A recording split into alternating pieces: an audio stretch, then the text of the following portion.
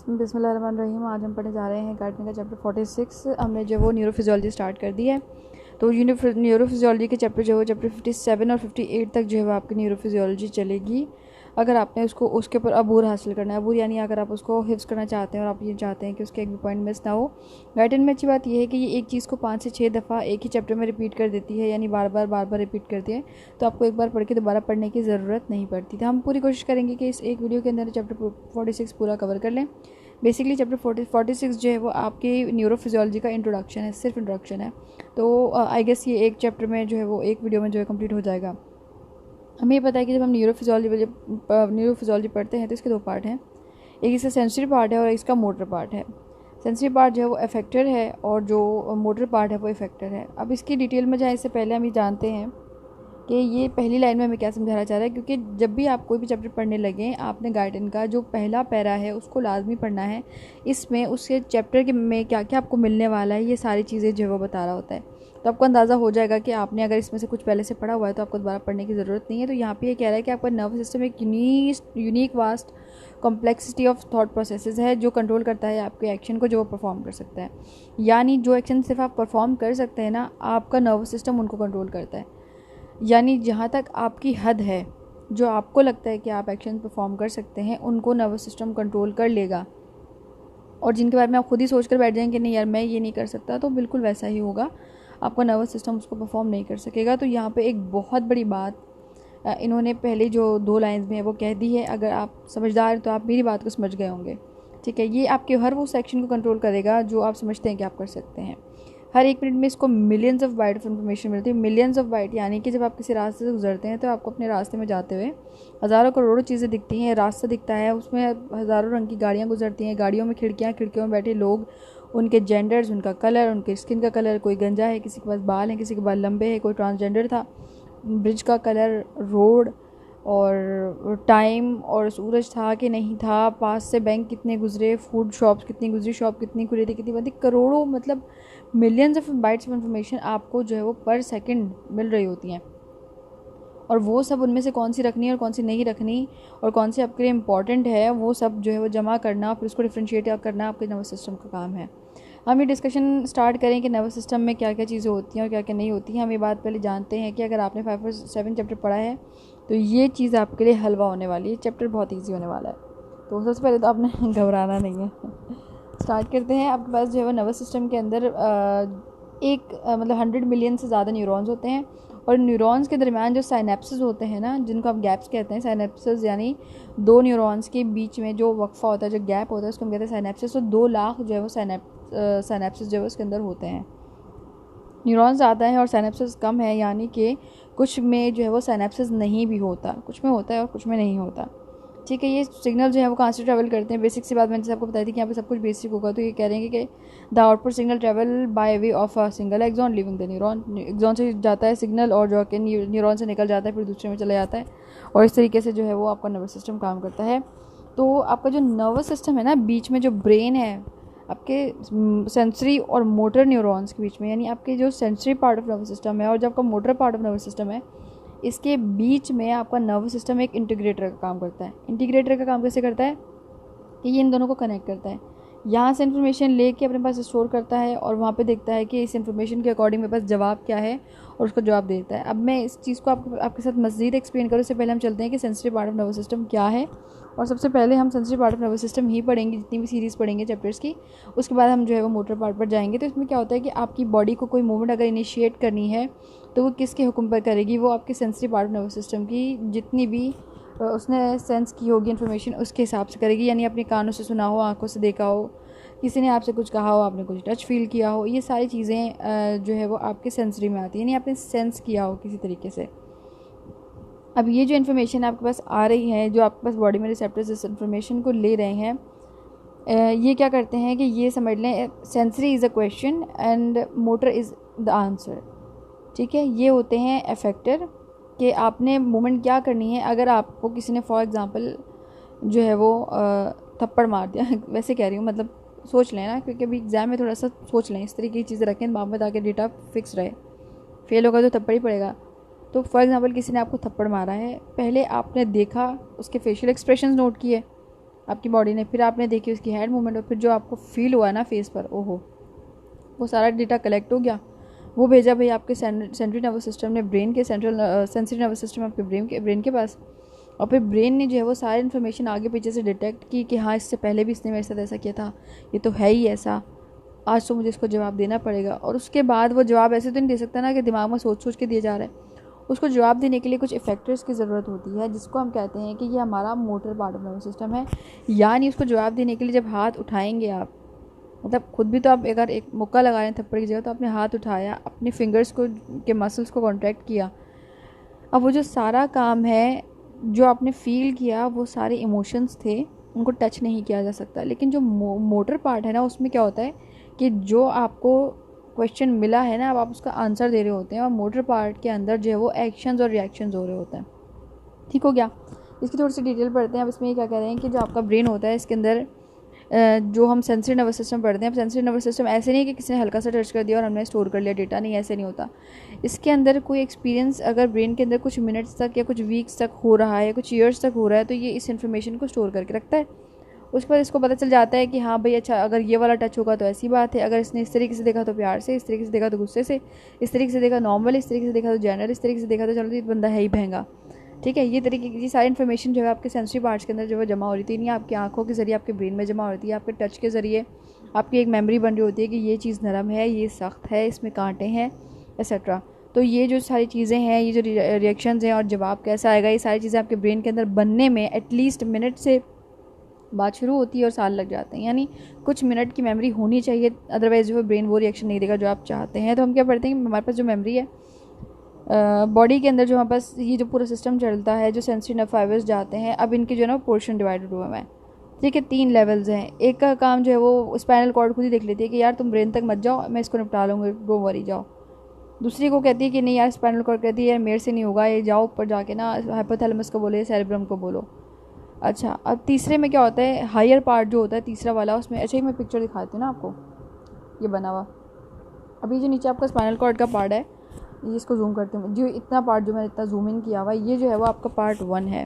ठीक है, 3 लेवल्स होते हैं ना जिसमें आपके ब्रेन के पास इन्फॉर्मेशन जाती है। तो एक ये पार्ट है, ये सेंसरी वाला है। इसके अंदर क्या होता है कि आपके पास इन्फॉर्मेशन गई, कहाँ से गई, स्किन से गई, कौन सी इन्फॉर्मेशन गई स्किन से, पेन की जा सकती है, सर्दी गर्मी की, प्रेशर की, टेम्परेचर ज़्यादा गर्म की टच की जा सकती है, मसल कॉन्ट्रैक्शन की जा सकती है, एक्सेट्रा। ठीक है, ये इन्फॉर्मेशन आपके पास स्पाइनल कॉर्ड के लेवल से जाके और ये अपना सेंस दे सकती है, इससे ज़्यादा इसको टेंशन लेने की ज़रूरत नहीं है।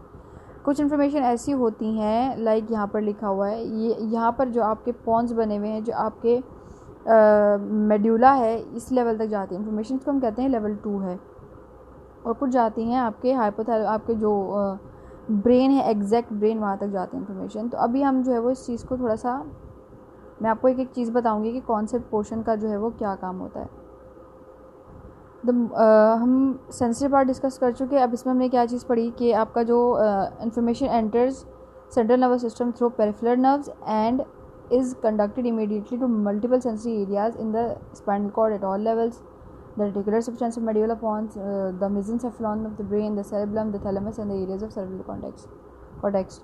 आपके पूरे ब्रेन के अंदर सिग्नल्स चले गए जहाँ जहाँ उसको जाना था। ठीक है, अब जवाब कौन से हिस्से को देना है, अगर तो बात अभी अभी हुई है ना, तो आपका स्पाइनल कॉर्ड निपटा देगा। अगर बात ऐसी है कि आपको कोई मैकेनिज्म एक्टिव करना है, तो बात जाएगी आपके सेरेब्रम तक। और अगर कोई पुरानी हिस्ट्री है उस बंदे के साथ आपकी चल रही है, मतलब यानी फॉर एग्जांपल आपका पुराना डेटा है, आपने मैट्रिक किया हुआ है, वो डेटा आपके पास है, तो अब आप फर्स्ट ईयर इंटर में एडमिशन लेके उसमें पढ़ सकेंगे। अगर आपके पास पुराना डेटा है ही नहीं, तो आप कुछ भी नहीं कर सकते। ये वाला जो काम होता है ना, पुराना डेटा इकट्ठा करके अब जवाब देना है, वो वाला काम जो है वो आपका तीसरा लेवल कर रहा होता है। तो ये जो इन्फॉर्मेशन है ये सब जगह चली जाती है।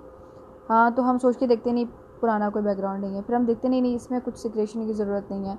हम देखते हैं अच्छा ये स्किन, मतलब ये ऊपर से जो है वो हमें सुपरफिशियली हमें सिर्फ स्पाइनल कॉर्ड के जो है वो लेवल पे इसका आंसर मिल जाएगा, तो हमें ज़्यादा मेहनत करने की ज़रूरत नहीं है, दैट्स इट। ठीक है, ये सेंसरी है, यानी इसने सिर्फ सेंस करना है, रिप्लाई बैक का काम किसी और का। अब ये सेंसरी भी इज़ नॉट हलवा, ये बहुत सारे काम करता है। ये सेंस करके जो न्यूरॉन्स जा रहे होते हैं, फिर न्यूरॉन्स के बीच में जो गैप होता है, अभी जो गैप के बीच में जो इलेक्ट्रिकल इम्पल्सेस, मतलब इलेक्ट्रिकल और मोटर जो है वो रिसेप्टर्स होते हैं, इसके अंदर जो नर्व्स जनरेट हो रही होती हैं, ये सारा कुछ साइनेप्सिस और मेमोरी और ये सब जो है वो बहुत मुश्किल है। बस जो है वो केमिकल सिनेप्सिस होते हैं, इलेक्ट्रिकल सिनेप्सिस होते हैं, ये बहुत मुश्किल चीज़ें हैं।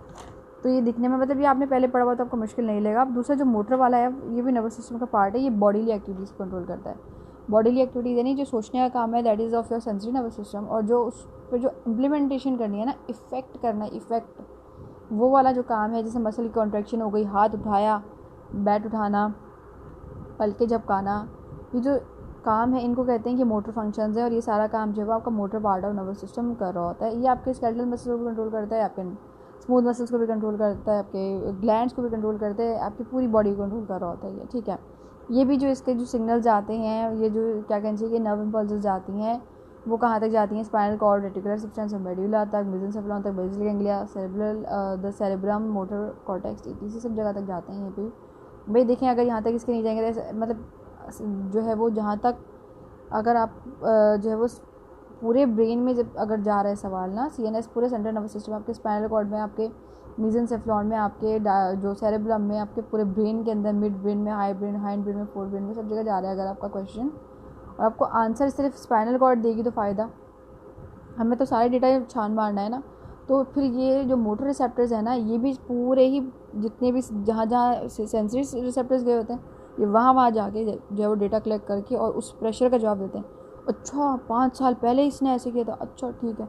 अब जो मुक्का हल्का सा लग रहा था ना, वो 5 साल वाला डेटा ब्रेन ने दे दिया है और सेरेब्रम ने उसको प्रोवाइड कर दी है स्ट्रेंथ, स्पाइनल कॉर्ड ने एक्टिविटी करने की इजाज़त दे दी है और ते मार 4.5।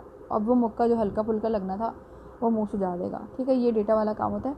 ये मैं इसलिए समझा रही हूँ आपको क्योंकि जब आप आगे पढ़ेंगे तो आपको बड़ा मज़ा आएगा, इसमें बोर नहीं होंगे आप। अब यहाँ पे बेसिक से जो है वो स्ट्रक्चर बता रहे हैं कि एक्सोन ऐसा होता है, ये सेल बॉडी होती है, डेंड्राइट्स होते हैं। अब आई गेस आपने पढ़ा होगा या मैट्रिक्स से पढ़ता है इस चीज़ें। अच्छा, मैंने बात की थी कि जो आपका CNS है ना, ये आपके सेंसरी और motor parts of nervous system के बीच में जो है वो इंटीग्रेशन का काम करता है। ये इंटीग्रेटिव होता है। इंटीग्रेटिव यानी फुप्पो वाला काम कर रहा होता है। फुप्पो वाला काम कैसे कर रहा होता है? अच्छा, किसी की फुप्पो अच्छी है तो उनको बुरा नहीं लगना चाहिए, मेरी फुप्पो भी लाखों में एक है, पर मैं इसलिए यूज़ कर रही हूँ कॉज ये आपके दिमाग में रखेगा कि आप कर क्या रहे हैं। अच्छा, ये नर्वस सिस्टम के बीच में फुप्पो वाला काम करता है, यानी सेंसरी से डेटा लेता है, उसको पूरी आग लगाता है, 5 साल पुराना डेटा देगा उसको एनर्जी देगा, उसको सारे उसके ग्लैंड्स एक्टिव करेगा एक्साइटेशन के लिए। वही एक्साइटेशन होगी तो जो हमें मूवमेंट करनी है या जो रिप्लाई बैक के लिए जो हमें एक्टिविटी करनी है वो कर सकेंगे हम। वो सारा काम करके और फिर जो है वो स्पाइनल कॉर्ड के हवाले कर देता है। अब स्पाइनल कॉर्ड का नाम मैं बार बार इसलिए ले लूँ, जब आप आगे जाएंगे चैप्टर 557 में आप ये पढ़ेंगे कि आपका ब्रेन सिर्फ सिग्नल्स रिसीव करता है, उसको इम्प्लीमेंट करवाने के लिए जो सिग्नल्स जा रहे होते हैं वो आपके स्पाइनल कॉर्ड के लेवल से जाते हैं।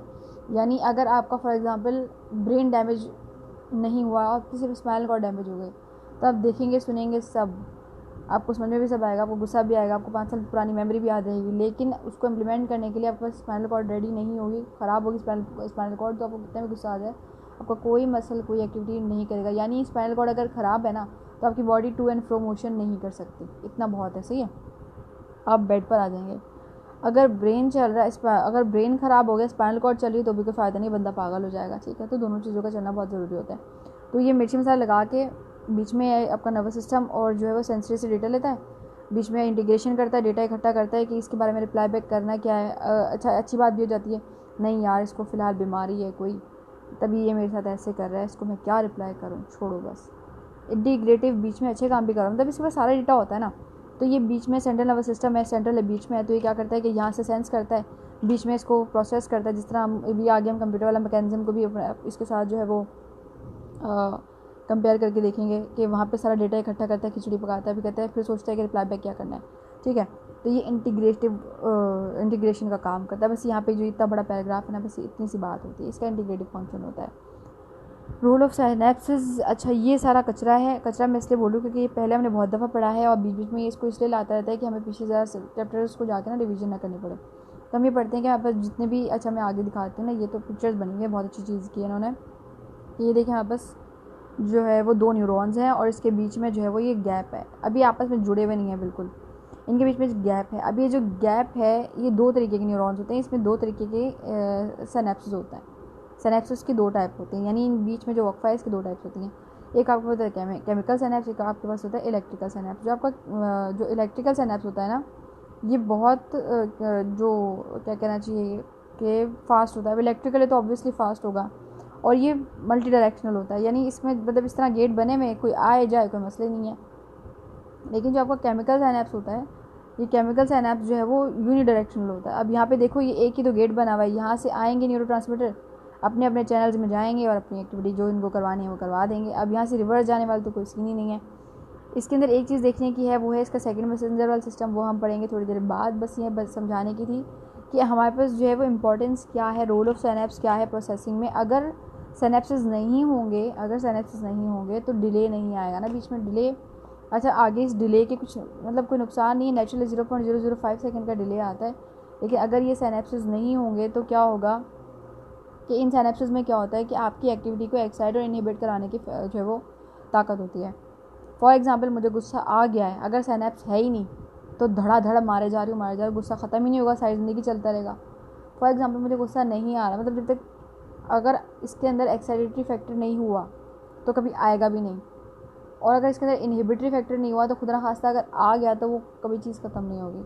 तो साइनेप्स इसलिए होते हैं कि एक्टिविटी को कब कैसे एग्जिबिट करवाना है, एग्जीक्यूट करवाना है, और कब उसको रोकना है, वो सारा का सारा सिस्टम इसके अंदर हो रहा होता है।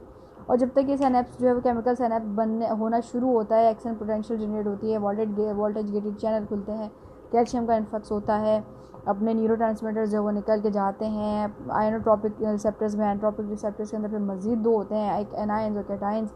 एनाइंस पॉजिटिव, कैनाइंस जो है वो नेगेटिव, यानी एनाइंस के अंदर जो है वो आपके एक्साइटेटरी फैक्टर्स होते हैं, एनाइंस के अंदर कैटाइंस के अंदर आपके पास इनहिबिटरी फैक्टर्स होते हैं, उसके अंदर जाके अटैच होते हैं। ये आपके पास दो आयोनोट्रॉपिक रिसेप्टर होते हैं, मेटाबोट्रॉपिक रिसेप्टर्स होते हैं। जो मेटाबोट्रॉपिक होते हैं वो जाके आपके सेकंड मैसेंजर को एक्टिवेट करते हैं, ये लॉन्ग टर्म काम करवा रहे होते हैं। यानी लॉन्ग टर्म यानी कि आपको किसी ग्लैंड को रिलीज़ करवाना है, मेम्ब्रेन पोटेंशियल चेंज करनी है, आपकी जीन एक्सप्रेशन चेंज करना है, कुछ मतलब चेंज नहीं, जीन एक्सप्रेशन के अंदर की इन्फॉर्मेशन पहुँचानी है जो भी।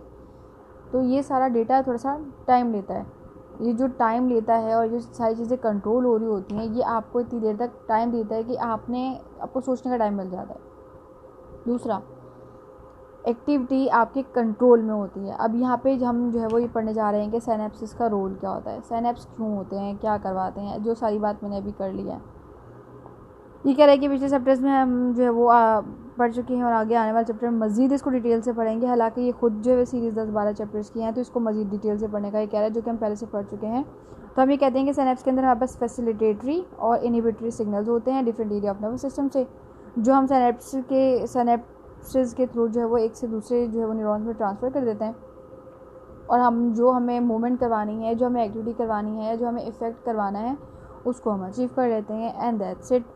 साइनेप्स का एक फ़ायदा ये भी है कि जो वीक सिग्नल्स होते हैं उनको ये ब्लॉक कर देता है, और स्ट्रॉन्ग सिग्नल्स पे जो ये इफेक्ट करता है। अगर वीक सिग्नल एक साथ बार बार आ रहे हैं तो ये उस पर काम कर देगा, यानी धक्का लग के वीक सिग्नल अगर बार बार आ रहे हैं उस पर ये काम कर लेगा। और स्लो सिग्नल्स हैं और एक बार ही आया था तो उस पर ये काम नहीं करता। अच्छा, अभी ये बात जो है ना, इस वाली पिक्चर को और से देखें। ये जो जिस चीज़ पे इन्होंने ब्लैक मार्क बने हुए ना, एक पिक्चर ये है, एक है ये वाला एरिया ऑफ योर ब्रेन, देख रहे हैं। अब जो ये वाला एरिया है ना आपके ब्रेन का, जहाँ पे आपकी स्किन दिखाई, आपके मसल और आपके बोन के जो जॉइंट्स दिखाए हुए हैं, ये वो पार्ट है जो आपका sensory part of nervous system है। ठीक है, हमने पढ़ना है फिलहाल sensory part.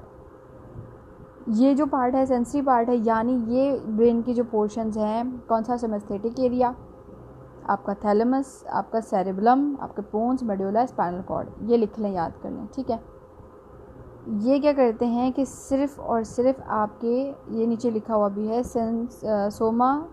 Somato sensory axis of nervous system, ये नर्वस सिस्टम का वो हिस्सा है जो सिर्फ सेंस करता है, इसलिए यहाँ पे स्किन और बोन बने हुए हैं। ठीक है, ये सिर्फ सेंस करता है। और जो दूसरी पिक्चर है, इसमें पूरी बुक का समझ लें, दो पिक्चर के अंदर निचोड़ है। दूसरे पोर्शन कौन सा है, ये मोटर एरिया है। मोटर एरिया यहाँ पे आपका थैलेमस, ये आपका पुटामेन और ये आपका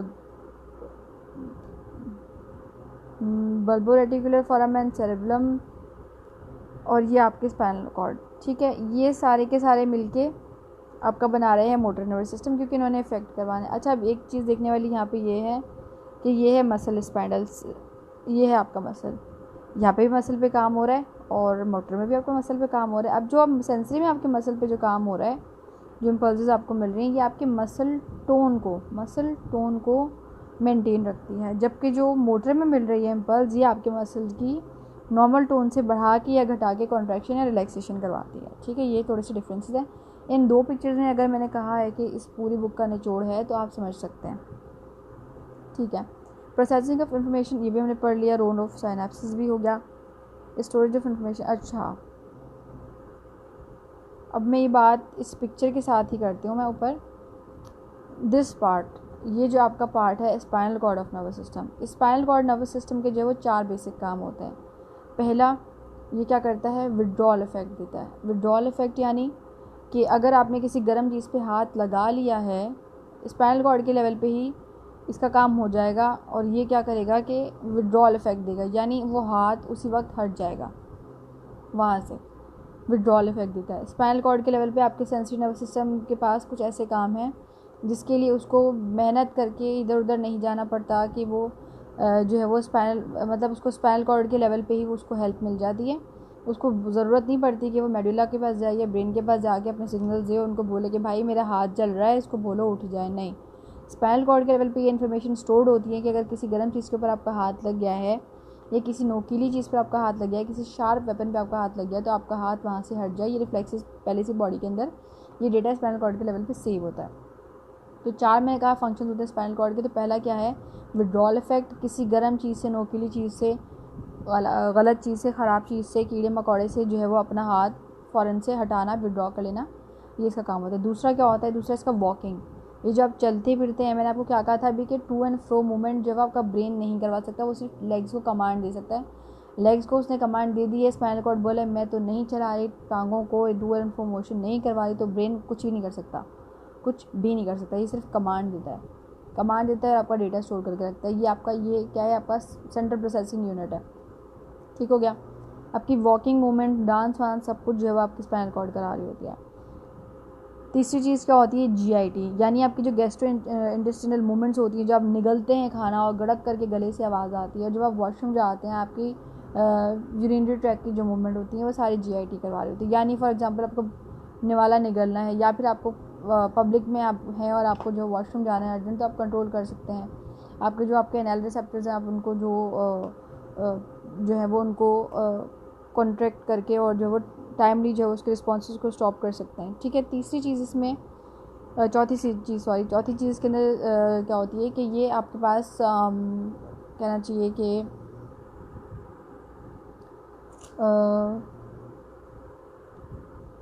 वर्ड जहन में नहीं आ रहा था, एंटी ग्रेविटी मूवमेंट्स। ठीक है, एंटी ग्रेविटी यानी सीढ़ियों पे चढ़ना, जंपिंग वगैरह, ये सारी मूवमेंट भी स्पाइनल कॉर्ड के लेवल पे ये सारी एक्टिविटीज़ जो है वो हो रही होती है, यानी एंटी ग्रेविटी मूवमेंट्स और चीज़ें सब स्पाइनल कॉर्ड के लेवल पे हो जाती हैं। अब जो दूसरा पार्ट जो मैं बोल रही हूँ वैसे नहीं बोल रही, ये जो आपके इस वाले पेज के ऊपर सारी डिटेल लिखी है ना, स्टोरेज इन्फॉर्मेशन, लोअर ब्रेन और सब कॉर्टिकल लेवल और हायर ब्रेन और कॉर्टिकल लेवल, ये सारी चीज़ें मैं उस पिक्चर में आपको बता रही हूँ। ठीक है। अब जो आपका ये वाला लेवल है, कौन सी पिक्चर में, मोटर ओपन कर ली, सेंसरी, हाँ सेंसरी है। ये जो आपका ये वाला लेवल है, कौन सा लेवल, जहाँ पे आपका जिसको हम कहते हैं कि लोअर ब्रेन लेवल है, ब्रेन के नीचे वाला सब कॉर्टिकल लेवल, ये वाला लेवल। ये ऊपर तो आपका ब्रेन है, इसको ये वाला पिक्चर, ये वाला जिसपे आपका हाइपोथैलेमस और सेरेब्रम ये सब है, ये क्या कंट्रोल करता है, इसका काम है सिर्फ एक फीडिंग इफेक्ट। फीडिंग यानी अगर आपको भूख लगी है, आपकी एनर्जी कम हो रही है, खाने की किसी चीज़ को देखकर और मुंह में पानी आ गया, कुछ सोच कर आ गया, आप फूड की वीडियोस देख रहे हैं और बिल्कुल वही चीज़ें बनाने का सोच रहे हैं, उसका पूरा प्रोसीजर सोच रहे हैं, सलाइवरी ग्लैंड जो है वो उसको सोच के जो वो सीक्रेट हो रहा है, तो ये काम जो है वो आपका लोअर ब्रेन करवा रहा होता है। क्योंकि देखें खाना भी एक इंपॉर्टेंट काम है, उसके लिए पूरा एक सेंटर दिया हुआ है, क्योंकि एनर्जी मिलेगी नहीं तो ना ही साइनेप्स होगा, ना सेंसरी, ना मोटर, ना नर्वस सिस्टम, ना इंसान, ना आप, ना मैं, ना मेमोरी, ना डेटा, ना एक्टिविटी। ठीक है। तीसरी चीज़ है वो है आपका ब्रेन। अच्छा, ये वो जगह है, अब अच्छा कब से मैं इसको ना ऐसे नीचे दिखा रही थी ब्रेन को कि ये बस इन्फॉर्मेशन लेता है और बस सारा काम तो स्पाइनल कॉर्ड करती है। तो अभी बात ये है कि जो आपका ब्रेन है इसके 3 इम्पॉर्टेंट काम है। 3 इम्पॉर्टेंट काम कौन से, एक ये आपकी लर्निंग करवाता है, आप सीखते हैं इस ब्रेन के थ्रू। लर्निंग यानी जो डेटा आपने रखा हुआ है बहुत पुराना डेटा, वो सारा डेटा ये सेव करके रखता है। दूसरी चीज़ मेमोरी, ठीक है। दूसरी चीज़ क्या करते हैं, जितनी भी चीज़ें आपने सोची हुई हैं दिमाग में, उन चीज़ों को ये याद करके रखता है। फॉर एग्ज़ाम्पल जैसे मैंने बात की कि आप जो 1 मिनट से ज़्यादा अगर कोई चीज़ आपके साथ हो जाए, फॉर एग्ज़ाम्पल साइंस तो ये कहती है कि अगर 8 सेकंड से ज़्यादा आपके साथ कोई चीज़ हो जाए या कोई काम आप कर लें तो वो आपकी मेमोरी में सेव हो जाती है। तो उस मेमोरी में सेव रखने वाला काम आपका ब्रेन करता है। लेकिन इसमें स्पेशल चीज़ ये है कि आपका ब्रेन जब भी कमांड देता है आपकी बॉडी को कोई भी काम करने के लिए, आपके motor part of nervous system को, तो वो क्या करता है कि अपनी लर्निंग और अपनी मेमोरी दोनों को मैच करके उसका डेटा और फिर कमांड देता है। यानी देयर इज़ अ पॉसिबिलिटी कि कभी कभी हमारा हाथ आग पे हो और हमने इंटेंशनली रखा हो, तो हमारा वहाँ पे spinal part of nervous system काम नहीं करेगा। वहाँ पे आपका ब्रेन बोलेगा कि please don't do this, I will handle this, क्योंकि ये काम जो है इंटेंशनली हो रहा है। इसने जो आग पे हाथ रखा हुआ है, कैंडल पे हाथ रखा हुआ है, चिराग पे, इसकी कोई मन्नत है और ये इसको पूरा करना चाह रहा है। तो उल्टा ये क्या करेगा कि ये जो इसने लर्निंग की हुई है, जो इसको मेमोरी है और जो डेटा है, उसको प्रोसेस करके कमांड देगा कि हाथ आग पे रखो। और दूसरा ये जो आपका लोअर ब्रेन है, ये देगा स्ट्रेंथ कि वो उसको जहाँ तक हो सके वो कंटिन्यू करे। ये डिफरेंट चीज़ थी, आपको किसी वीडियो में कोई नहीं बताएगा, क्योंकि मैं फिजियोलॉजी की गाइडेंस के साथ मियोज़ भी पढ़ी हूँ। और मियोज़ के अलावा भी एक बुक है हमारी समझदार किस्म की, वो बहुत बोर करती थोड़ा सा, पर वो भी पढ़े हैं। कौन सी, सिल्वर थॉर्न, अच्छी बच्ची है वो भी, मतलब अच्छी बुक है, सॉरी अच्छी बुक है वो भी। ठीक हो गया, रोल ऑफ साइनेप्सिस और ये जो स्पाइनल कॉर्ड और लोअर ब्रेन के लेवल वाली बात हमने कर ली। अब जनरल नर्वस सिस्टम के साइनेप्सिस और comparison of nervous system to computer. अब ये जो बात है कि जो हमारा जो ब्रेन है वो हमारा सेंट्रल प्रोसेसिंग यूनिट है। यहाँ पर जो है हमारे पास इनपुट आती है कोई प्रॉब्लम, वहाँ से हम जो है वो प्रोसीजर की तरफ जाते हैं कि इसका सोल्यूशन कैसे निकलेगा। उसके लिए हमारे पास ब्रेन में डेटा पड़ा हुआ होता है, उस डेटा से हम जो है वो सारी चीज़ों को मिलाते हैं, मैच करते हैं, इसका आंसर क्या निकलेगा, जो बात मैंने अभी की। और रिज़ल्ट के तौर पे आपकी स्क्रीन के ऊपर कोई ना कोई चीज़ जो है वो अवेलेबल हो जाती है, जिसको हम कहते हैं कि ये आउटपुट है। तो ह्यूमन नर्वस सिस्टम को कंप्यूटर के साथ कंपेयर किया गया। ये कंपैरिजन बेसिकली मैं तो कहूँगी कि इंसान की इंसल्ट है। जिस चीज़ को इंसान ने बनाया उस चीज़ के साथ ही इंसान की कंपैरिजन की जा रही है कि विच वन इज़ बेटर, और ये आपस में मुशाबह कैसे और काम कैसे करते हैं। ऑब्वियसली जिस इंसान ने कंप्यूटर बनाया था उसने ये सोच के कभी भी सीपीयू नहीं बनाया था कि ये नर्वस सिस्टम है। अदरवाइज़ उसने जिस तरह हमारा दिमाग सर के ऊपर वाले पोर्शन में है और उसका साइज़ छोटा है, उसने साइज़ छोटा रखना था। दूसरा ये कि अभी इस वीडियो से रिलेटेड बात नहीं है, लेकिन जैक मा की वीडियो में जैक मा ने अभी जो 1.5 साल पहले अक्टूबर में इनकी मैगज़ीन में जो इनका इंटरव्यू आया था चाइना की मैगज़ीन में, उसमें उन्होंने ये कहा था कि मैं कभी भी किसी कंप्यूटर को इंसान से कंपेयर नहीं कर सकता, क्योंकि एक इंसान ने तो करोड़ों कंप्यूटर बना दिए, लेकिन किसी एक कंप्यूटर से कोई एक इंसान आज तक ना बन सका। इनफैक्ट एक ऑर्गन भी नहीं बना। तो बेसिकली ये मजाक है, पर फिर भी जो है हमने इसको कर लिया कि हमारे पास जिस तरह वहाँ पे सेंट्रल प्रोसेसिंग यूनिट होता है, हमारे पास होता है ब्रेन, जिस तरह वहाँ पर इफेक्टर्स होते हैं, इनपुट और आउटपुट, इस तरीके से हमारे पास सेंसर मोटर न्यूरॉन्स होते हैं। And that's it. इसमें कोई खास चीज़ नहीं है, इसमें से कोई सवाल भी नहीं आता, बीसीक्यू भी नहीं आता। सेंट्रल नर्वस सिस्टम के जब साइनेप्सिस की बात करते हैं, जिस तरह मैंने पढ़ा कि आपके पास 1 बिलियन से ज़्यादा 2 बिलियन से ज़्यादा जो है वो 2 बिलियन था, 2 बिलियन नहीं था, दैट इज़ 100 बिलियन से ज़्यादा आपका न्यूरॉन्स होते हैं, और उससे 2 लाख जो आपका साइनेप्सिस होता है। तो अब यहाँ पे क्या पढ़ें कि साइनेप्सिस क्या होता है, कि साइनेप्सिस क्या क्या कर सकते हैं। Information is transmitted in the nerve system mainly in the form of nerve action potential called in nerve impulses. अब के जो नर्वस सिस्टम के अंदर इन्फॉर्मेशन पहुँचाई जाती है उसको हम कहते हैं कि नर्व इम्पल्सेस हैं, नर्व इम्पल्सेस की तरफ पहुँचाई जाती हैं। और कभी कभी ये ब्लॉक भी हो सकती हैं। ब्लॉक मतलब ऐसी नहीं कि खुद ब खुद हो गई, ये हम जो है वो खुद इंटेंशनली करते हैं। May be block in its transmission from one neuron to next. अगर एक्शन पोटेंशियल पावरफुल नहीं होगा तो एक न्यूरॉन से दूसरे न्यूरॉन में जाती जाती ही ये ख़त्म हो जाएगी।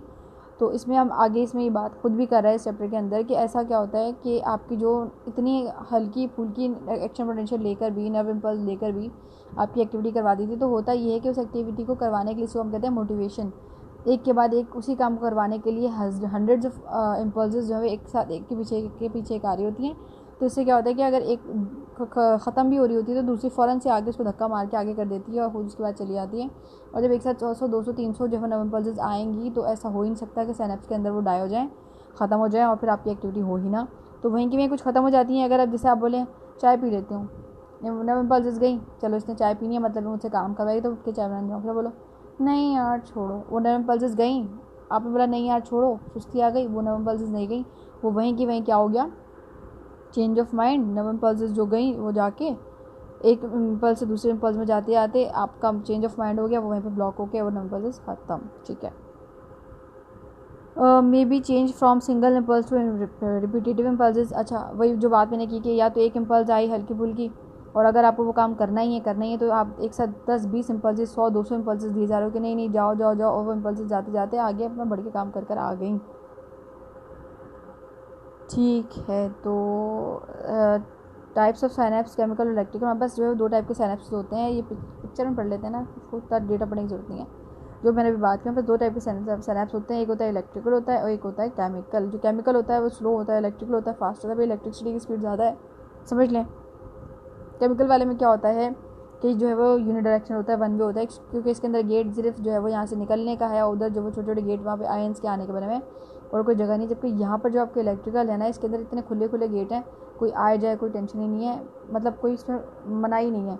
अच्छा, ये आपके जो स्पाइनल कॉर्ड आपके ब्रेन है, आपके नर्वस सिस्टम के अंदर ये दोनों तरीके के जो है वो क्या कहना चाहिए कि दोनों तरीके के आपके सिनेप्सिस प्रेजेंट होते हैं। केमिकल सिनेप्सिस भी होते हैं, इलेक्ट्रिकल भी होते हैं। केमिकल क्या होते हैं कि जब आपको किसी ग्लैंड को प्रोड्यूस करवाना होता है, आपकी जब एज बढ़ रही है, उसके साथ साथ आपकी बॉडी के ऑर्गन्स चेंज हो रहे हैं, उसमें ट्रांसफॉर्मेशन हो रही है, तो वो काम क्या करता है, वो केमिकल सिनेप्स करा रहा होता है ना। वो वैसे वाले काम भी करवाता है, लाइक फास्ट वाली एक्टिविटी भी करवाता है, लेकिन बेसिकली जो हम यहाँ पे पढ़े हैं ना कि सेकेंडरी मैसेंजर वाली चीज़, तो वो आपका जो है वो केमिकल जो है वो सिनेप्स ही इसमें केमिकल सिनेप्स में हो रहा होता है कि आपके ग्लैंड सिक्रेट करने उसमें लगेगा टाइम, एंजाइम सिक्रेट करने उसमें लगेगा टाइम, प्रोटीन एक्टिवेट करने उसमें लगेगा टाइम। तो वो जो सारे जो स्लो जितनी भी एक्टिविटीज़ होती है ना, वो स्लो काम जो हो रहा होता है आपके केमिकल सिनेप्स में हो रहा होता है, और फास्ट हो रहा होता है आपके इलेक्ट्रिकल वाले के अंदर। ठीक है। इसके अंदर क्या होता है कि आपके पास जो है एक्शन पोटेंशियल आती है, एक्शन पोटेंशियल आके आपके जो है कैल्शियम चैनल्स को ओपन कर देती है। कैल्शियम जो है वो अंदर जाता है, अंदर जाके क्या करता है,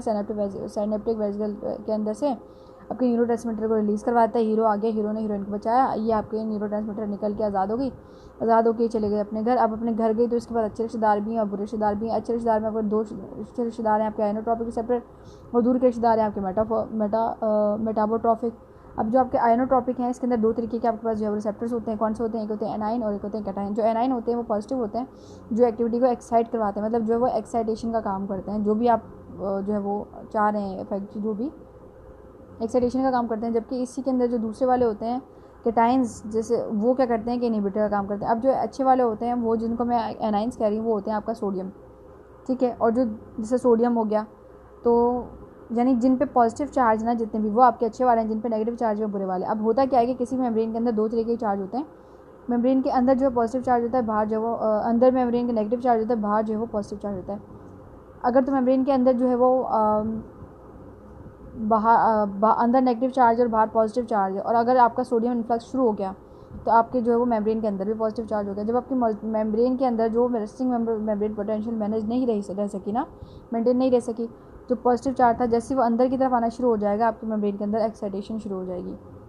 जब काम पूरा हो गया तो क्या होगा कि अब आपके मेम्ब्रेन के अंदर जो है वो ज़्यादा पॉजिटिव अंदर जो ज़्यादा पॉजिटिव चार्ज है और बाहर जो ज़्यादा नेगेटिव चार्ज है, एक्साइटेशन हो रही है। अब क्या होगा कि आपकी इस एक्साइटेशन को रोकने के लिए, इनहिबिशन के लिए, जो आपके कैटायंस है वो क्या करेंगे कि वो बाहर जाना शुरू कर देंगे, और बाहर जाना शुरू कर देंगे तो अंदर नेगेटिविटी कम हो जाएगी। अंदर नेगेटिविटी कम हो जाएगी तो क्या होगा, वो पहले अंदर जो बाहर जाना शुरू कर देंगे तो आपके जो मेम्ब्रेन है इसके बाहर जो है वो पॉजिटिविटी ज़्यादा हो जाएगी और अंदर नेगेटिविटी पूरी हो जाएगी। कि जो आपके जो कैटायंस हैं जिनके ऊपर नेगेटिव चार्ज है, अगर वो सारे के सारे बाहर चले गए तो अंदर सिर्फ पॉजिटिव बचेगा। अगर वो सारे के सारे बाहर चले गए और बाहर जो सारे के सारे नेगेटिव हो गए, अंदर सिर्फ सारे के सारे पॉजिटिव हो जाते हैं, तो आपकी रेस्टिंग जो मेम्ब्रेन पोटेंशियल है वो मेंटेन हो जाएगी। तो ऐसा अगर देखें, अगर सारे के सारे नेगेटिव हैं और सारे के सारे पॉजिटिव हैं तो इट्स ओके। कुछ नेगेटिव हैं और कुछ पॉजिटिव हैं मेम्ब्रेन के अंदर और बाहर, तो ये एक्साइटेशन करवाते हैं। तो होता क्या रहता है प्रोसीजर, यहाँ पे पिक्चर में भी एक में है दिखाया हुआ, होता ये रहता है कि आपकी मेम्ब्रेन के अंदर से कुछ जो है वो आपके आयंस आते रहते हैं, कुछ जाते रहते हैं। सोडियम जो है वो इन्फ्लक्स होता रहता है, सोडियम का इन्फ्लक्स होता रहेगा।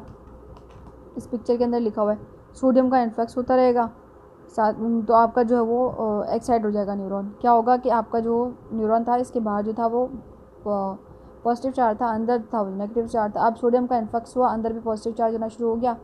अब ये पॉजिटिविटी आई तो ये -65 मिली वोल्ट से -45 मिली वोल्ट हो गया। यानी नेगेटिविटी कम हो गई, नेगेटिविटी कम हो गई तो ये एक्साइट हो गया।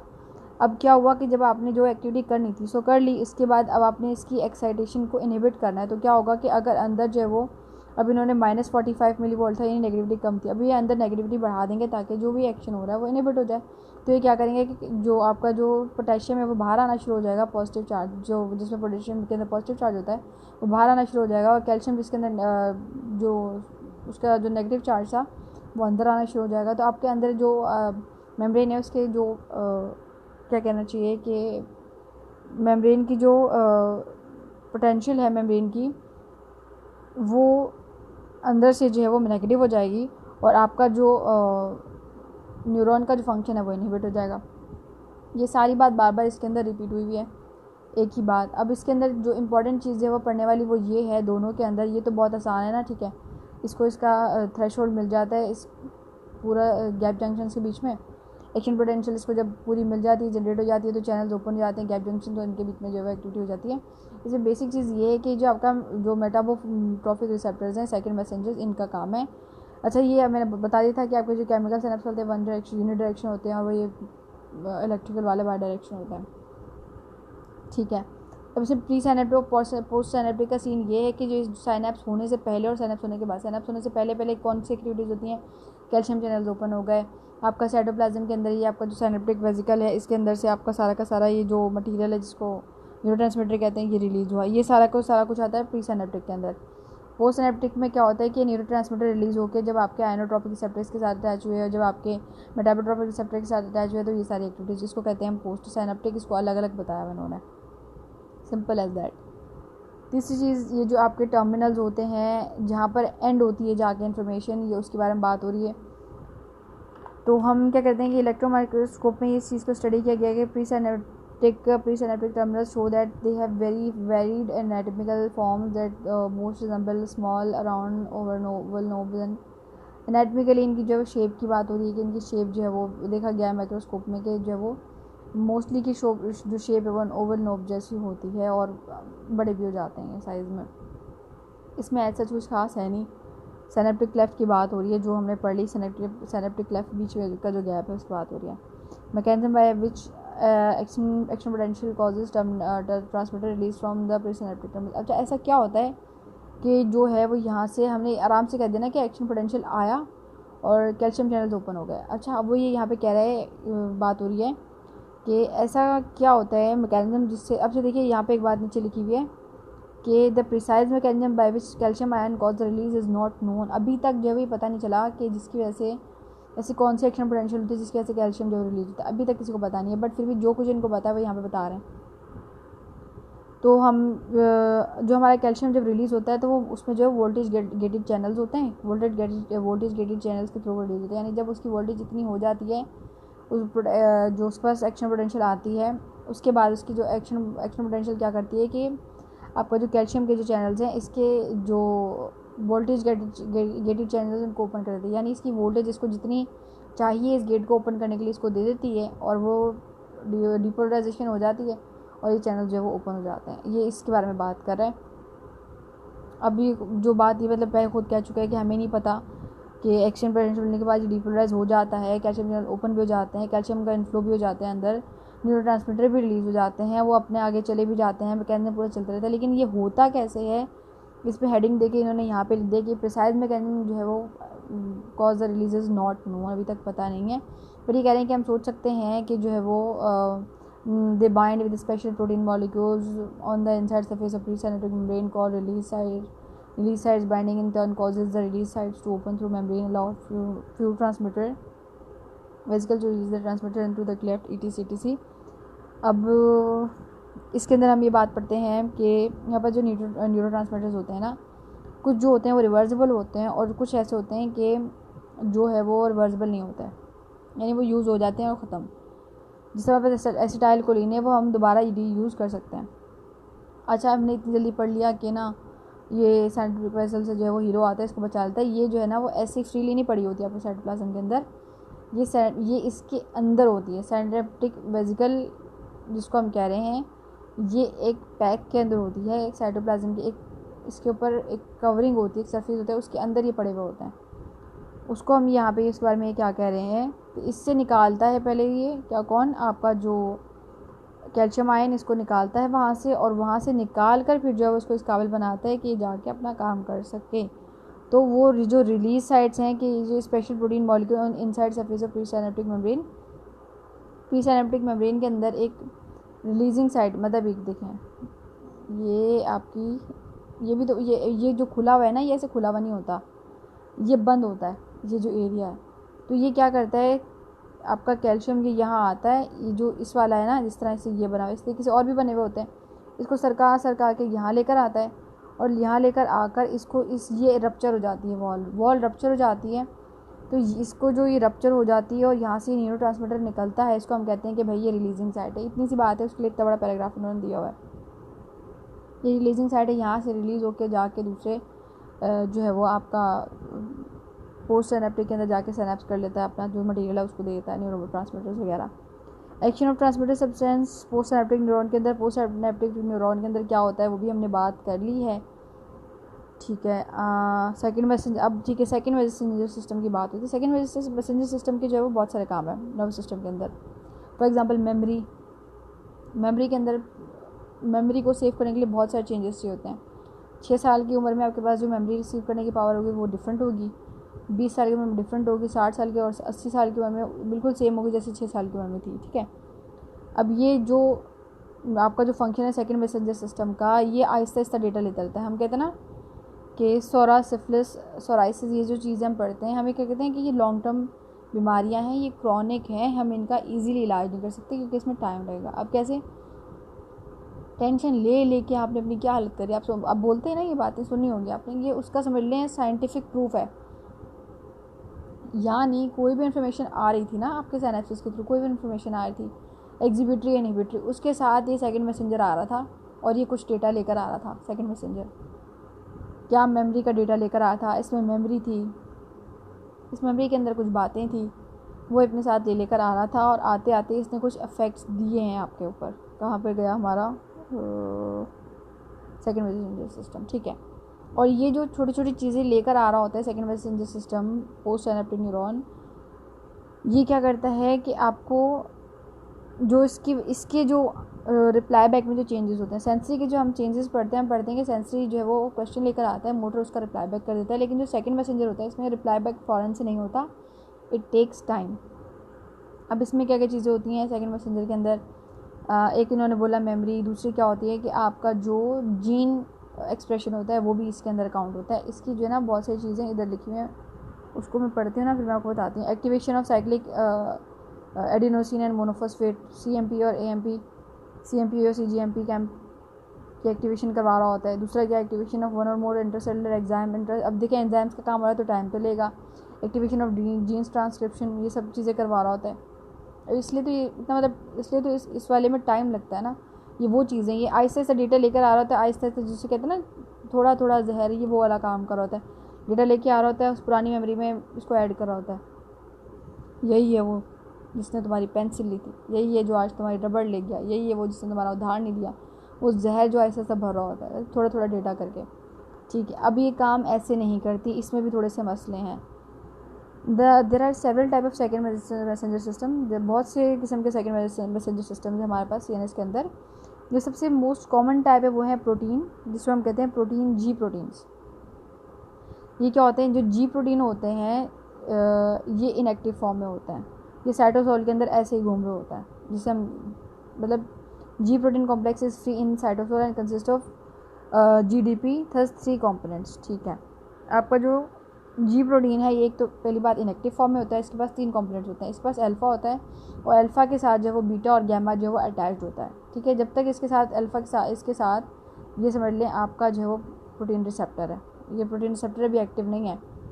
ये है आपके पास G प्रोटीन, ये इनएक्टिव फॉर्म में है GDP, इसके साथ अल्फ़ा और बीटा अटैच है। यहाँ पे आया आपका न्यूरोट्रांसमीटर जैसे ही आया आपका GDP जो है वो GTP में, जो आपका GDP है GTP में कन्वर्ट हो गया, इसने बीटा और गामा को हटा दिया और जाके ये अपने प्रोटीन रिसेप्टर पे अटैच हो गया। अब जब ये प्रोटीन रिसेप्टर पे अटैच हुआ है तब ये एक्टिव हुआ है। अब जब ये एक्टिव हो गया है तो इसने 2 काम किए, एक तो इसने पोटेशियम चैनल ओपन करवा दिया और दूसरा इसने क्या किया कि एंजाइम की जो मेम्ब्रेन थी ना उसको जो है वो एक्टिवेट करवा दिया। अब इससे क्या होगा, इससे कौन कौन से काम हो रहे हैं, एक्टिवेट जीन ट्रांसक्रिप्शन और क्या एक्टिवेट वन और मोर इंट्रासेलुलर एंजाइम्स, और एंजाइम्स वाला काम है तो टाइम लेगा। ठीक है, तो हम क्या पढ़ते हैं, वो जो जी प्रोटीन है वो इनएक्टिव फॉर्म में होते हैं जब तक, कब तक ये इनएक्टिव फॉर्म में होते हैं, जब तक ये जीडीपी जो है वो जीटीपी में कन्वर्ट ना हो जाए। जब जाके न्यूरोट्रांसमीटर अटैच होता है तो आपका बीटा और गामा हट जाते हैं और आपका जो अल्फा कंपोनेंट है वो इसके साथ जो है वो अटैच रहता है और जाके ये एक्टिविटीज़ करवा रहा होता है। और जो एक्टिविटीज़ होती हैं हमने पढ़ ली, कौन सी, पोटेशियम चैनल ओपन करवाता है। पोटेशियम चैनल ओपन हुआ है तो ये एक काम और करता है जिसको हम पढ़ेंगे यहाँ पर। ठीक है, अब यहाँ पे जो एक्साइटेटरी और इनहिबिटरी पोस्टसिनेप्टिक मेम्ब्रेन के इफेक्ट से उसमें पढ़ते हैं inactivation of G protein occurs the GTP bound to, ये ठीक है, मैंने पिक्चर से आपको बता दिया।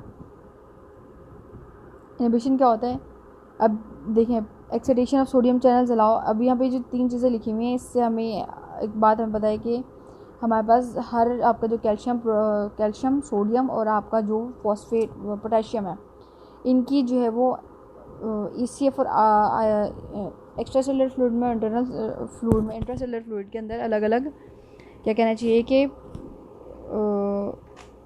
अलग अलग लेवल पे प्रेजेंट होते हैं। किसी में अंदर ज़्यादा होते हैं, किसी में बाहर ज़्यादा होते हैं। तो ये क्या करते हैं कि ये अपने आप को मेंटेन करते हैं। लाइक वही वाली बात कि जब जो है वो जैसे इस पिक्चर में जो बात हो रही है कि जब आपके पास सोडियम का इन्फ्लक्स होता है, इन सब, अभी ऐसा तो नहीं होगा कि सोडियम भी जो है वो मेम्ब्रेन के अंदर आ जाए, कैल्शियम भी मेम्ब्रेन के अंदर आ जाए, पोटेशियम भी मेम्ब्रेन के अंदर आ जाए, मेम्ब्रेन तो तबाह हो जाएगी। तो ये तीनों को भी एक साथ इसके अंदर नहीं होते, ये इसकी मेम्ब्रेन पोटेंशियल को बरकरार रखते हैं, मेंटेन रखते हैं। इनको पता है कि जब हमें जब ये रेस्टिंग में है, जब ये रेस्टिंग पोजीशन में है तो हमें जो है वो बाहर जो है वो पॉजिटिव चार्ज मेंटेन रखना है और अंदर नेगेटिव चार्ज मेंटेन रखना है। हमें अपनी मूवमेंट किस तरह की रखनी है। इन्हें ये भी पता है कि जब इन्हें एक्साइटेशन करवानी होती है तो अंदर के नेगेटिव चार्ज के अंदर जो है वो सोडियम अपना पॉजिटिव चार्ज देकर अंदर आना शुरू हो जाता है ताकि अंदर की जो नेगेटिविटी है वो कम हो जाए और मसल जो है वो जो भी आपका जो न्यूरॉन है जो भी वो एक्साइट हो जाए, न्यूरॉन एक्साइट हो जाए।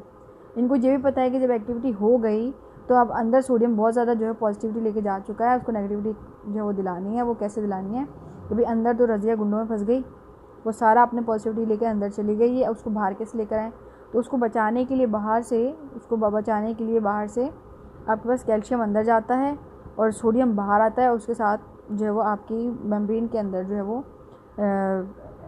एग्जिबिटरी इफेक्ट जो हो जाते हैं और ये आपकी मेम्ब्रेन के अंदर जो आपने काम करवाना था करवा लिया, अब एग्जिबिटरी इफेक्ट्स शुरू हो जाते हैं। बस ये वाली बात है जो यहाँ पे इन्होंने 3 पैरा जो है वो इसके बारे में लिख दिए हैं। अब ये बता रहे हैं कि जो न्यूरोट्रांसमीटर्स होते हैं इसके अंदर अच्छा, ये इनहिबिशन भी उसी में थी, हमने पढ़ ली थी। Increase in conduction of potassium ion out of the neuron.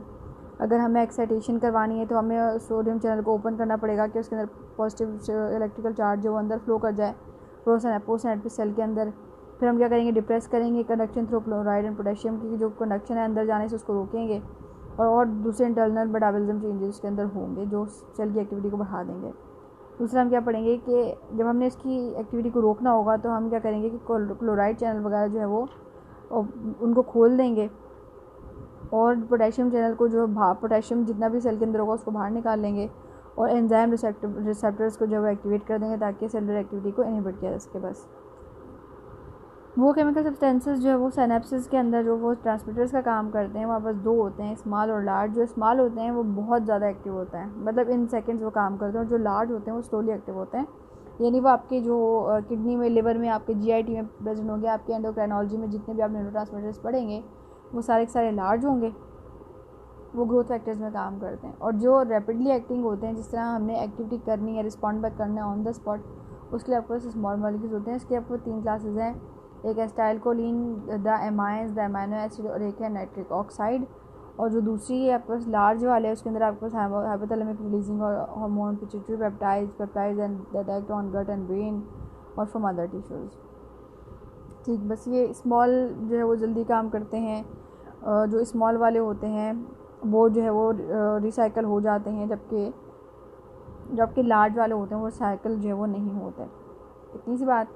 दूसरी बात के इलेक्ट्रिकल इवेंट्स क्या हो रहे होते हैं एक न्यूरोनल एक्साइटेशन के थ्रू, वो इसकी एक्शन मेम्ब्रेन पोटेंशियल की बात हो रही है कि इसकी जब आपने एक्टिविटी करवानी होती है, जो ये पिक्चर यहाँ पे बनी हुई वो वाली बात है कि जब आपके न्यूरॉन के अंदर एक तो केमिकल कैल्शियम का इनफ्लक्स और ईफ्लक्स हम पढ़ रहे हैं कि ईफ्लक्स हुआ, इनफ्लक्स हुआ, कैल्शियम के चैनल ओपन हो गए, अंदर से न्यूट्रन ट्रांसमीटर निकला, वो चला गया अंदर आयोनोट्रोपिक रिसेप्टर्स के पास और जाके उसने एक्टिविटी करवा दी।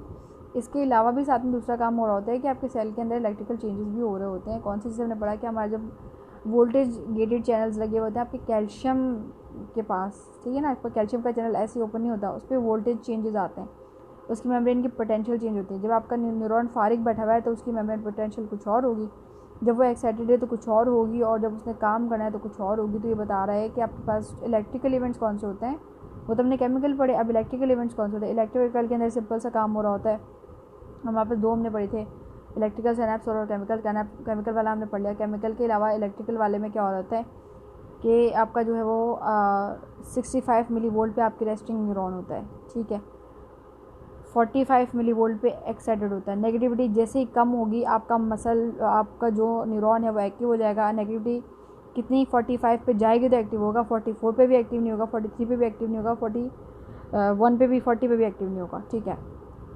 इनहिबिट कब होगा, 69 पे भी इनहिबिट नहीं होगा, 68 पे भी इनहिबिट नहीं होगा, जब तक 70 पे नहीं पहुंचा। और 70 पे जब तक 70 पे नहीं पहुंच जाता तब तक आपका कैल्शियम इन्फ्लक्स होता रहेगा, आपका सोडियम पोटेशियम जो है वो बाहर निकलता रहेगा। तो ये वाली कुछ एक्टिविटीज़ की बात थी। इसके अंदर बाकी सारी चीज़ें जो है वो बार बार सेम ही है और कोई इतनी ऐसा न्यू नहीं है। जो मैंने पहले पढ़ी थी वो इतनी ज़्यादा इंपॉर्टेंट नहीं है, एक चीज़ जो है वो बार बार जो है वो इसके अंदर रिपीट हो रही है।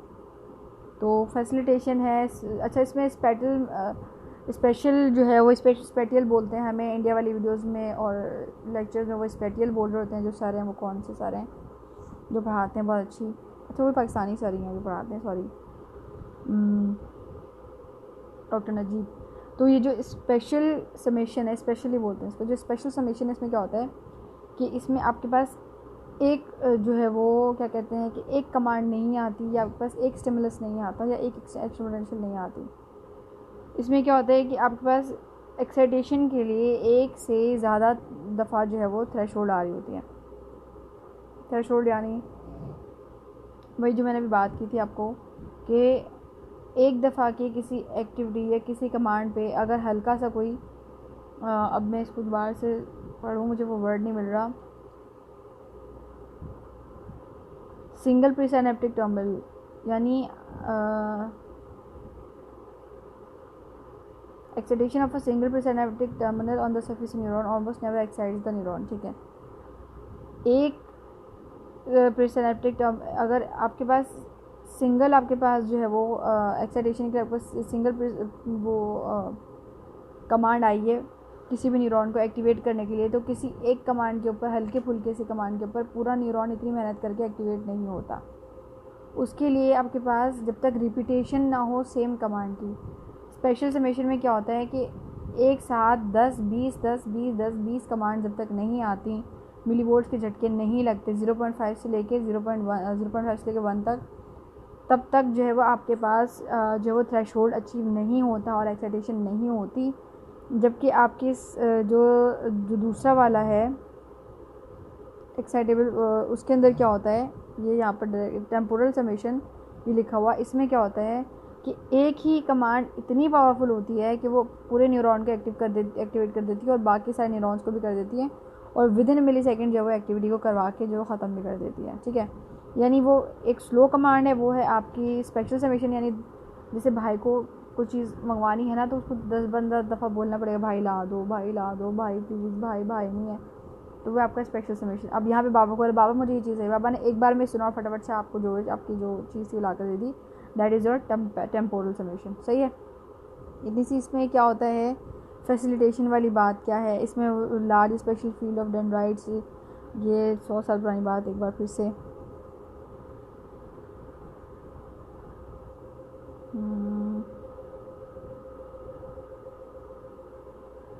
एक से ज़्यादा दफ़ा होती है, ठीक है। कुछ स्पेशल इससे पहले ये जो बात हमने की है ना, ये एक से ज़्यादा दफ़ा वाली, और इसमें भी एक बात ये थी, फैसिलिटेशन वाली बात थी। फैसिलिटेशन में क्या होता है, इसके अंदर एक वो है, पहला मुझे नज़र नहीं आ रहा हाँ, फैसिलिटेशन ऑफ न्यूरॉन। फैसिलिटेशन में क्या होता है कि आपके पास जब एक्शन पोटेंशियल पहुंच जाती है, ठीक है, किसी चीज़ को एक्साइट करने के लिए, तो आपके पास इतनी जो आपके पास कभी कभी ऐसा होता है कि आपके पास एक्शन पोटेंशियल पहुंची है उस एक्टिविटी को करने के लिए या एक्साइटेटरी मूवमेंट के लिए या एक्साइटेशन के लिए, वो काफ़ी नहीं होती कि थ्रेशोल्ड तक पहुंच जाए। तो इस सिचुएशन में क्या करता है, इस सिचुएशन में आपको फैसिलिटेशन प्रोवाइड करता है आपका nervous system, that is potential near the threshold to firing the normal. ठीक है, तो इसमें क्या होता है कि अगर आपकी फैसिलिटी, अगर आपका जो एक्साइटेटरी इफेक्ट है या एक्शन पोटेंशियल थी, अगर उसमें इतनी भी एनर्जी है ना, इतनी पावर है ना कि वो क्या बोलते हैं कि वो एक्शन पोटेंशियल प्रॉपर नहीं जनरेट करवा पा रही, यानी वो पूरी इसको एक्साइटेशन के लेवल तक उसने इतनी उसके अंदर पावर नहीं है कि भाई वो एक्साइटेशन करवा सके, लेकिन वो थ्रेशोल्ड, उस थ्रेशोल्ड के करीब करीब भी पहुंच गई है, अगर उसमें इतनी पोटेंशियल भी थी कि वो थ्रेशोल्ड के करीब करीब भी पहुंच गई है, तो वो उस वाली एक्साइटेशन को, उस पोटेंशियल को वेस्ट नहीं जाने देता, उसको अपने डेटा में सेव करके सिग्नल के तौर पर रख लेता है। और जैसे ही दूसरी थ्रेशोल्ड, जैसे ही उसको दूसरा जो है वो सिग्नल मिलता है, उसको इस्तेमाल करके उसके लेवल को उससे मज़ीद ऊपर ले जाता है, यानी दोबारा से उसका जो एनर्जी है उसको वेस्ट नहीं करता कि उसके थ्रेशोल्ड तक पहुंच के फिर मज़ीद उससे ऊपर जाए। ठीक हो गया। Consequently the another excitatory signal in the neuron from some other sources can excite the neuron very easily. अब इसके अंदर क्या होता है कि इसके साथ साथ अगर जो है वो किसी दूसरे सोर्स से भी इसके पास एक्साइट न्यूरॉन को एक्साइट करने के सिग्नल आ रहे हैं, तो ये फैसिलिटेशन वाला जो है वो वेट नहीं करता कि जो है वो ये बेचारा स्लो कर रहा है तो उसको करने दूँ, वो क्या करता है कि वो वाला सिग्नल पकड़ के उसकी हेल्प करवा देता है। और दूसरा ये कि हमारे पास जो है वो न्यूरॉन्स बहुत सारे पड़े हुए होते हैं हमारे ब्रेन के अंदर, ताकि जो काम है वो क्विकली हो सके, और ऐसा ना हो कि इधर से न्यूरोट्रांसमीटर आया है और हमारे पास इधर से कोई कमांड आई है, हमारे पास न्यूरॉन सारे बिजी हैं और जो है हमारी एक्टिविटी नहीं हो सकती। बस ये एक बात जो बार बार रिपीट वाली। अब पढ़ने वाली चीज़ क्या है, ये कौन सी, ये सम स्पेशल नहीं, कहाँ गया वो आपका, टेम्पोरल नहीं यार, इतना इम्पोर्टेंट था।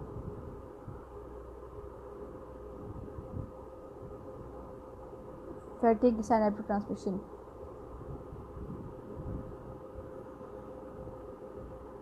जब फैटिग साइनेप्टिक ट्रांसमिशन में क्या होता है कि जब आपके पास एक ही सिग्नल बार बार आ रहा है, नॉर्मल से ज़्यादा एक्टिविटी करवाने के अलावा भी धड़ धड़ आ रहा है, तो इससे क्या होता है कि फैटिग पैदा हो जाता है, यानी आपके सिनेप्सिस के दरमियान फैटिग, यानी एक excitatory synapse, when excitatory synapse are repeatedly stimulated at rapid rate, the number of discharge by the postsynaptic neuron is at first very great, but after firing rate become progressively less.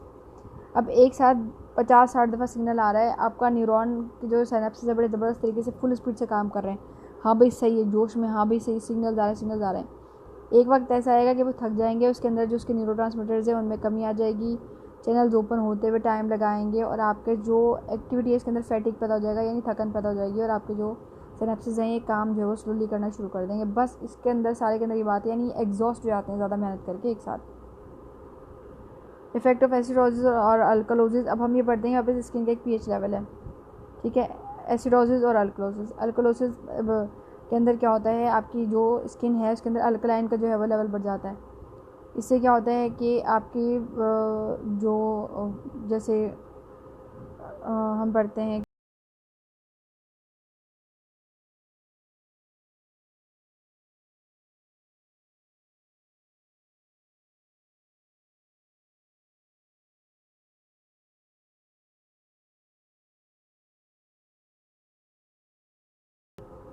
कि जब आपका जो interstitial fluid के अंदर जो है pH level बढ़ गया, अगर अल्कलोसिस हो गया, तो क्या होगा कि आपकी एक्साइटेबिलिटी को बढ़ा देगा, यानी जो भी एक्टिविटी हो रही है वो ज़्यादा होगी और एक्साइटेबिलिटी बढ़ जाएगी, यानी कोई एक्टिविटी अगर 10 मिनट के लिए होनी थी वो 15 मिनट के लिए चली जाएगी, ठीक है। अब अगर अल्कलोसिस हो रहा है तो यानी वही आयंस का अंदर आना और बाहर जाना और चार्ज का जो है वो एक्शन पोटेंशियल का मेंटेन रखना, ठीक है, फ्लूइड्स के अंदर। और अगर एसिडोसिस होगा तो वो इनहिबिटरी इफेक्ट करवाएगी, यानी एसिडोसिस हो गया तो यानी जो है वो नेगेटिव चार्ज जो है वो अंदर ज़्यादा हो गया, और जो आपकी जो भी एक्टिविटी थी, न्यूरोनल एक्टिविटी जो है वो पॉज हो गई और रुक गई। बस ये वाली बात है। अब दूसरी बात, effect of hypoxia on synaptic transmission.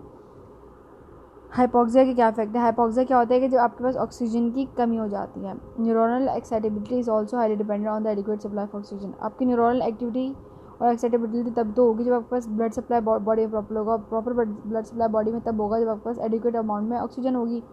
अगर आपके पास ऑक्सीजन नहीं है, आप किसी हाई एल्टीट्यूड की जगह पर हो, आपके पास प्रॉपरली जो है वो ऑक्सीजन नहीं जा रहा है, तो आपकी फिर ब्लड ट्रांसमिशन भी सही से नहीं हो रही है। अगर वो सही से नहीं हो रही तो आपकी जो न्यूरोनल एक्टिविटीज़ है उन पर भी जो है इफेक्ट आता है। इतनी सी बात है सिर्फ। This effect is observe one the brain blood flow is temporarily interrupt. जब आपका ब्रेन फ्लो 3 से 7 सेकंड में जो है वो 3 से 7 सेकंड के लिए आपके ब्रेन के पास आपका ब्लड फ्लो कम हो जाता है 3 से 7 सेकंड के लिए, तो आप जो है बेहोश हो सकते हैं। हाइपोक्सिया में जो है वही होता है, यानी साइनेप्टिक ट्रांसमिशन के बीच में अगर इतना सा गैप आ जाता है तो आप बेहोश हो सकते हैं। और कुछ ड्रग्स भी ऐसे होते हैं, जैसे ये जो यहाँ पे लिखा हुआ था थाइब्रोमिन, कैफीन, ये भी जो है वो एक्साइटेशन ज़्यादा करवा देता है। अब एक्साइटेशन वो कहते हैं ना, चाय पीने से सुस्ती आती है, और हम एक कॉफ़ी का एडवर्टाइजमेंट आते हैं कि अगर जागना है तो पीनी पड़ेगी ETC। तो कैफ़ीन क्या करती है कि एक्साइटेटरी इफेक्ट को बढ़ा देती है और आपको ज़्यादा एक्टिव कर देती है, यानी नींद भाग जाएगी। चाय पी ली रात को, अगर आपने पढ़ना है तो अपने साथ चाय का या कॉफ़ी का कप रखें, वो कैफ़ीन रिलीज़ करेगा। कैफ़ीन क्या करेगी कि आपके जो न्यूरॉन्स हैं उनको एक्साइट कर देगी और आप ज़्यादा देर तक एक्टिव रहेंगे। That's it. और कुछ ड्रग्स भी ऐसे होते हैं जो ये प्रॉब्लम कर देते हैं। अब साइनेप्टिक डिले क्या चीज़ है कि जब एक जो है वो एक हमारे पास जो है वो एक्शन पोटेंशियल जनरेट हुआ, कैल्शियम ओपन हुआ, इतनी देर में जो वो न्यूरोट्रांसमीटर ओपन हुआ, उसने जाके वो वॉल को बर्स्ट किया, प्रोटीन वॉल को, उसके बाहर से जो वो न्यूरोट्रांसमीटर निकले, वो फिर आयनोट्रोपिक के पास गए, वहाँ से इनहिबिटर एक्साइटेटरी में उन्होंने तमीज़ की और जहाँ उनको जाना था वहाँ गए। अब इसके बीच में जो थोड़ा सा जो बीच में जो गैप था ना सिनेप्सिस के बीच में, उसमें थोड़ा सा टाइम वेस्ट होता है। वो 0.05 सेकंड का ऑलमोस्ट टाइम होता है, 0.05 मिली सेकंड का टाइम होता है। वो जो मिली सेकंड का टाइम होता है ना, तो उसको ये कहते हैं सिनेप्टिक डिले हो गया, भाई बहुत ज़्यादा टाइम का नुकसान हो गया। वो उस चीज़ के बारे में बात कर रहे हैं। That's it. और ये आपका चैप्टर 46 जो है अल्हम्दुलिल्लाह कंप्लीट हो चुका है। अब बात करेंगे, अब देखें 47 के अंदर सेंसिटिव चैप्टर्स हैं, अब तो ये शुरू होगा चैप्टर, वो सारा इंट्रो था। That's it. Thank you so much. अल्लाह हाफिज़। Take care, stay blessed.